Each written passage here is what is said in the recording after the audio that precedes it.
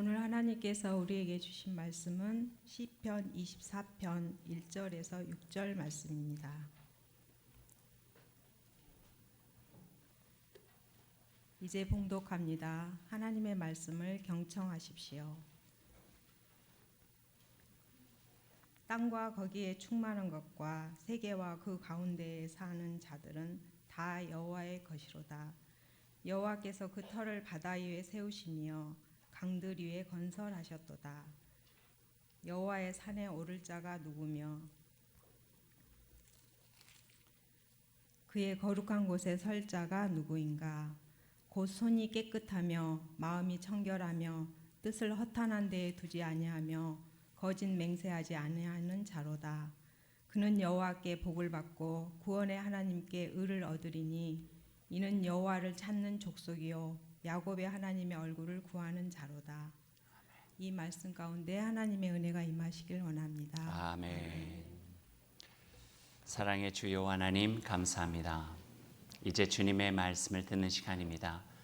우리의 마음을 열어주시고 열린 마음 속에 주님의 말씀 들려져 새겨진 그 말씀으로 우리가 창조주 여호와 하나님의 거룩한 백성답게 이 땅에 살아가는 삶이 될 수 있도록 인도하여 주옵소서. 예수님의 이름으로 기도드립니다. 아멘. 지난 주일부터 9월 창조절을 맞이했습니다. 원래 지난 주일이 창조주일인데 연합 예배를 드리는 연고로 오늘 그 창조절에 대한 말씀 여러분과 함께 나누려 합니다. 오랫동안 생각해 보면 자연과 인간은 힘겨루기를 해온 것 같습니다. 그리고 자연 앞에서 인간은 늘 연약한 존재였죠. 산을 무서워하고 또 바다도 두렵고 바람도 해도 물도 자연 모든 것이 다 우리 마음대로 할 수 없는 대상이었어요. 그러다 보니까 우리가 다 받아들일 수 없는, 이해할 수 없는 것들 가운데에서 그 대상을 신처럼 대했던 적들도 있었죠. 산을 산신이 있다 했고 바다는 바다신, 해는 해신, 물은 물신, 달은 달신. 다 신적인 경향을 가지고 살아왔던 인간의 역사들이 고대 속에는 있었습니다. 그래서인지 나무 하나 옮기고 또 큰 듬직한 돌 하나 옮기는데도 매우 조심스러워했던 우리들의 습성들이 있었죠. 옮기기 전에 죄송함을 표현하고 또 옮겨도 되냐고 묻는 예식과 같은 것들을 해왔던 고대 종교의 모습들도 우리가 보게 됩니다. 어릴 적에 그 산에 가거나 언덕을 넘어가게 되면 돌이 이렇게 쌓여져 있는 것을 봐요. 여러분 보신 적 있을 거예요. 그 중에 가장 유명한 건 아마 그 지난 마이산에 있는 돌탑이 아닐까 하는 생각도 해보게 되는데요. 어떤 분이 거기에 대해서 이렇게 표현을 했어요. 문화학자인데요. 이 돌을 쌓은 것은 말없이 서 있는 산에게 지나가도 되겠습니까? 하며 묻는 인간의 표현이라고 이렇게 설명을 하고 있어요. 바닷가 해안가 근처 마을에 제사가 많은 까닭은 먼 바다에 나가 바다에게 속한 고기를 잡을 때에 너무 화내지 마시고 먹을 만큼만 필요한 만큼만 가져갈 테니 너그러운 마음으로 이해해 주시라 하는 힘없는 인간이 바다신에게 하는 부탁이었다. 이렇게 표현되어져 있는 글도 읽은 적이 있었고요. 이런 것들을 그냥 한낱 미신이라고 말해버리기에는 그 안에 깃들어져 있는 마음은 연약한 마음이 자연에 대한 경외감이고 누구인지는 잘 모르지만 살아계시고 이 세상을 만드신 신에 대한 경외감이 그 속에 담겨져 있다. 이렇게 생각해 볼 수도 있을 것 같아요.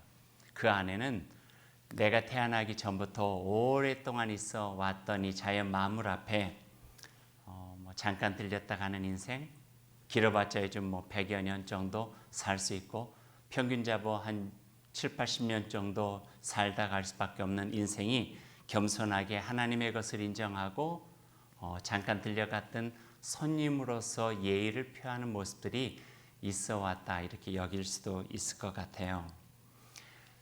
창조주 여호와 하나님 또는 신은 소유권을 가진 이고 우리는 잠시 잠깐 빌려 쓰고 가는 이로서 마땅하게 할 수 있는 일이겠죠. 어딘가에 임대에 들어가 있을 때 큰일을 하려면 주인에게 허락받잖아요. 못을 박아도 되겠습니까? 칸을 만들 때도 이렇게 해도 괜찮겠어요? 라고 묻는 것과 같은 인간의 경모함이 신에게 표현되어지는 모습이라 이야기할 수도 있겠죠. 캐나다에서 목회할 때 1년에 한 번 정도 원주민 선교를 갔어요. 원주민들 우리 인디안이라고 표현하는데 원주민 선교를 가다가 어느 해인가 원주민들이 자신들의 오래 내려왔던 문화를 그 자기네 자손들에게 이렇게 가르쳐주는 그게 한번 참여해 본 적이 있었습니다. 사냥하는 법, 그리고 물고기를 잡는 법, 수렵하는 법 이런 것들을 가르쳐 주는 거예요.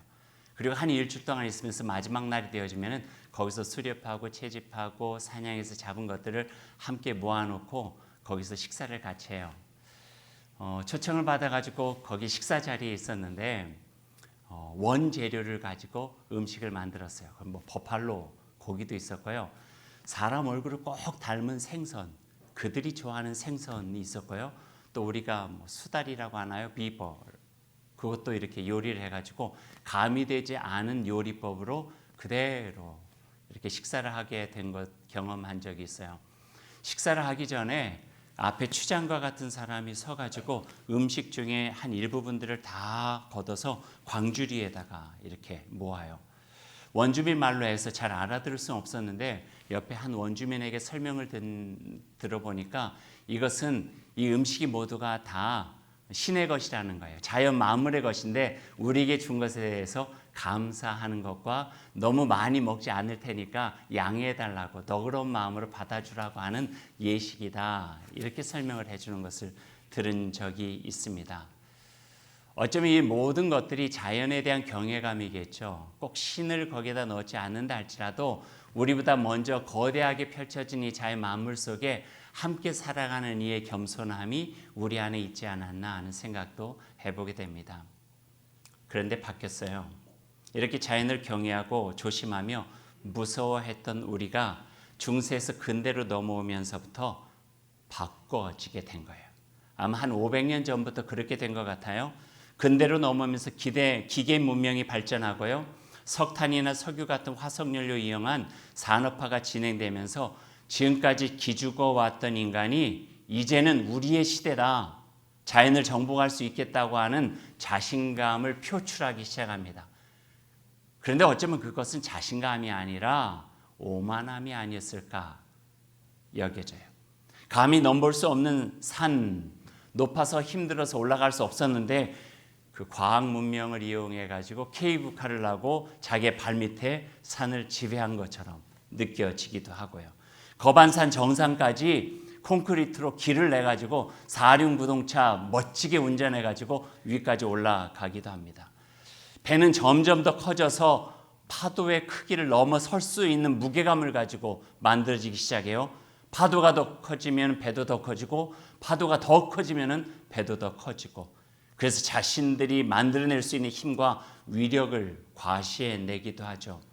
과학적인 장비로 언제 어디에 바다가 요동칠지 날씨는 어떻게 변할지 큰 바람이 불지 태풍이 올지 모든 것을 가늠할 수 있는 능력과 지식이 우리에게 있다 해요. 자연에 대해서 겁내지 않고 살아가는 모습들이 지금 우리 인간의 모습 속에 갖고 있는 자신감, 오만함이 아닐까라는 생각을 해요. 왜 오만함이라고 표현할 수밖에 없는가 하면은 엊그제 우리 강풍 불었잖아요. 태풍이 온다고 했을 때 생각해보니까 우리가 할 수 있는 일이 그리 많지 않아요. 제가 할 수 있는 일은요 딱 두 가지였어요. 문 꼭꼭 창문 잘 닫아놓고 밖에 안 나가는 거. 그거 왜 뭘 할 수가 있겠어요.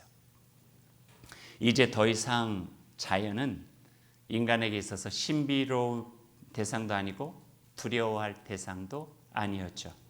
수만 년 그 자리에 있어 인간을 지켜주던 산이 어느 순간에 인간의 운동과 편리함으로 인한 골프장으로 바뀌어져 버리고 말았어요. 훌륭한 기술로 이곳저곳에 수만 년 동안 우뚝 그 자리에 있었던 산에 굵은 구멍이 뚫리면서 터널이 되어버리고 말았어요. 3시간 걸릴 것이 1시간으로 짧아졌기 때문에 편리하고 참 좋고, 야, 어떻게 이렇게 기가 막히게 굴을 잘 뚫지 감탄할 수도 있겠지만, 어찌 보면 그런 것들이 우리에게 닥쳐올 미래적인 불안함으로 연결되지는 않을까 하는 그런 걱정과 두려움도 갖게 돼요.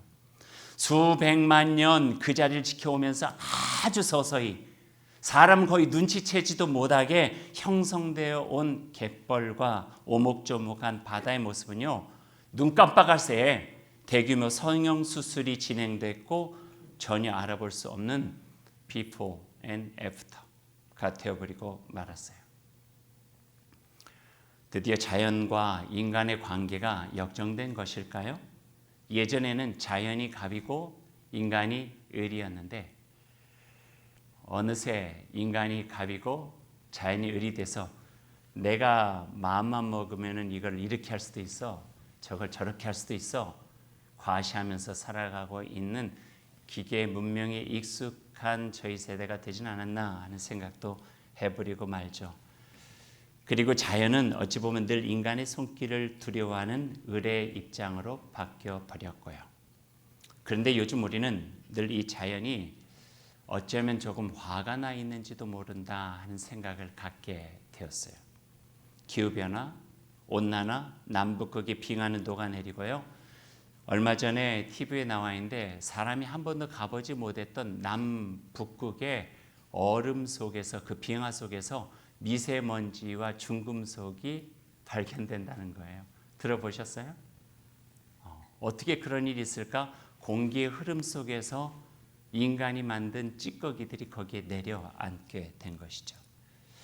계속되는 아마존의 대형 산불, 대형 화재들은 계속적으로 있어서 전라도만한 것들이 화재로 진압되어졌대요. 단 한 가지 이유, 고기 좀 더 먹고 싶어서. 브라질에서요, 불태워가지고 목장 만들어서 거기서 축산업해서 그 북미와 유럽과 다른 곳에 고기 수출하는 거예요. 그래서 얼마 전에 유럽에서 브라질에서 그렇게 아마존 불태우면서까지 만드는 그 소고기는 수입하지 않겠다 이렇게 선언하는 것도 보게 되었죠. 꼭 그것만은 아닐지 모르겠지만 예측할 수 없는 천재지변이 이곳저곳에서 일어나고요. 화산이 다시 활동하고 지진이 이곳저곳에서 일어나며 바다의 수온은 올라가고 바람은 더 거세게 불고 마치 숨죽이고 있었던 자연의 모습이 더 이상 내가 참지 못하겠다 그 화를 드러내고 있는 듯한 느낌들이 들 정도로 자연은 요동치고 있습니다. 이것이 저만의 생각일까요? 이런 가운데 오늘 주시는 하나님의 말씀을 듣게 됩니다. 시편 24편 1절의 말씀이에요. 땅과 거기에 충만한 것과 세계와 그 가운데 사는 자들은 다 여호와의 것이로다. 하나님께서 이것은 내 것이었다 이렇게 말씀해 주시는 거예요. 인간까지도 하나님의 것이라 선포하고 있죠. 레위기 25장 23절은 땅을 영원히 팔지 말 것은 땅은 다 내 것이라 너희는 나그네와 함께 사는 자로서 나와 함께 있는 것이라 말씀했고요. 사도행전 17장에는 우주와 그 가운데 있는 만물을 지으신 하나님께서는 천지의 주제이시니 손으로 지은 전에 계시지 아니하시고 또 무엇이 부족한 것처럼 사람의 손으로 섬김을 받으시는 것이 아니니 이는 만민에게 생명과 호흡과 만물을 주시는 이심이라. 예배당 안에만 있는 분이 아니시라는 거예요. 모든 만물 속에서 우리가 눈여겨보기만 하면은 하늘로 열리는, 하늘로 향하는 하나님을 발견할 수 있는 곳이 세계 만물 속에 있다. 이렇게 표현하고 계시는 거죠. 신명기에는 더 정확하게 그 소유를 밝히고 계세요. 하늘과 모든 하늘과 땅과 그 위의 만물은 본래 너의 하나님 여호와께 속한 것이다. 하나님 창조주 그분께서 소유하신 것에 우리는 청지기로서 임대권을 가지고 잠깐 우리가 사용하며 살아가는 존재라는 것을 드러내주고 계십니다. 그래서 읽은 이야기예요. 전남 영암군 신북면 월평리에 사는 유동종 할아버지 84세, 강연순 할머니 83세 두 분이 외롭게 살아가고 있는 그 집에 귀한 손님이 찾아왔어요. 그 손님은 다름 아닌 집 앞들에 있는 우체통에 새들이 와서 그 알을 넣고 간 거예요. 6개나. 예쁘고 또 애틋하고 때론 위태롭게 보이는 6개의 작은 알을 넣고 갔어요. 할머니 할아버지가 그 알을 보고 어떻게 했을까요? 부엌에 가서 프라이팬을 들고 계란 후라이? 아니에요. 너무 좋았던 거예요. 그래서 그 할머니 할아버지는 그 우편 배달부에게 여기 알이 있으니 생명이 있으니 여기다 편지 넣지 말고 집에다가 편지 주라고 부탁을 하고, 짓궂은 아이들이 장난칠까 봐 아이들에게 다른 먹거리로 아이들을 잘 환심을 산 다음에 여기는 가만 놔두라고 그렇게 부탁을 하게 됐대요. 그리고 그 마당에 앉아가지고 새가 들어왔다 나갔다 들어왔다 나갔다 하면서 그 알을 품고 키우는 것을 보게 된 거예요. 그러던 할아버지가 그 제가 읽은 글에 그 어미새가 참 대견하다고 하는 글을 그대로 이렇게 말한 것을 적혀져 있어요. 제가 그냥 그대로 읽어드릴게요. 새가 여간 영리요. 제가 이 사투를 잘할 수 있을지 모르겠는데 그대로 읽어드릴게요. 대문간에 내가 의자 놔두고 안 걷으면 절대 일로 안 옵디다. 2마리가 저기서 찌웃짜웃하고 있제. 그러면 내가 인제 들어오니라 하고 비켜주고 그러제. 새가 어디 멀리 안 가. 알 지키려고 가찬디서 항상 망보고 있제. 그께 내가 여그 안 걷다가도 알 품으라고 얼른 비켜주고 그려. 참 새가 영특하단 말이요. 이렇게 써 있어요. 이것을 쓴 박남준이라고 하는 시인은 그 밑에다 이렇게 달아놨어요. 굳이 갑을관계로 따지자면은 우편함의 새든 새 부부는 을이고 집주인은 갑인 셈인데, 갑인 집주인이 을의 눈치를 보면서 살고 있다 하는 거예요.